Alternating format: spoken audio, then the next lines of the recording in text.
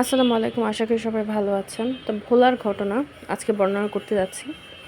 তো স্বামী বিদেশ থেকে মেয়েটার বিয়ে হয়েছে, বেশ কিছুদিন হয়েছে। তো বিয়ের এক পর্যায়ে স্বামী শ্বশুরবাড়ি সহ যৌতুকের জন্য হয়তো বা চাপ দিচ্ছিল মেয়েটাকে।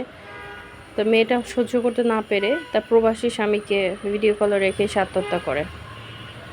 এখন একটা সমস্যা থেকে বের হওয়ার জন্য সে যে কাজটা করছে, এটা আপনারা কি মনে করেন কতটুকু যুক্তিযুক্ত? দুনিয়া থেকে চলে গেলে কি সমস্যার সমাধান হবে? স্যাক্রিফাইসের মন মানসিকতা থাকতে হবে। মানুষ যৌতুক জিনিসটা আমাদের জীবনের জন্য একটা অভিশাপ, কিন্তু কোথায় নেই এই ঘটনাটা ঘটছে না কোথায়? উঁচু পরিবার থেকে শুরু করে নিচু পরিবার, সব ধরনের পরিবারেই বা সব ধরনের সমাজে এই ব্যাপারটা চলে আসে। কেউ হয়তো প্রকাশ্যে বলে, কেউ হয়তো গোপনে বলে, মানুষকে জানাতে চায় না। কিন্তু একটা মেয়ে কিন্তু ঠিকই এটার ভুক্তভোগী। কিন্তু তাই বলে আত্মহত্যা কোনো সমাধান না। আপনার একটা পরিবার আছে, আপনার পরিবার কাছে আপনি অনেক বেশি মূল্যবান। স্বামী যদি বেশি ঝামেলা করে, অবশ্যই একটা সমাধান আছে। সমাধান না হলে হয়তো বা আলাদা হয়ে যেতে হবে। তাই বলে এমন কোনো মর্মান্তিক ডিসিশন আবেগের বশে না নেওয়াটাই ভালো।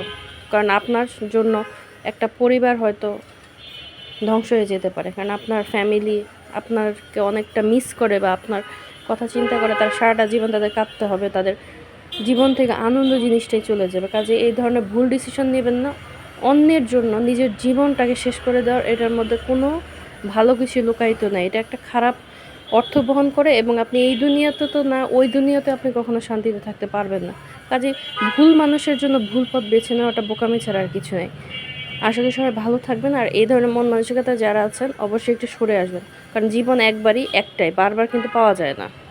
ধন্যবাদ সবাইকে। আমার চ্যানেলটি ভালো লাগলে, আমাদের ভিডিওটি ভালো লাগলে অবশ্যই লাইক, কমেন্ট এবং সাবস্ক্রাইব করবেন। ধন্যবাদ সবাইকে।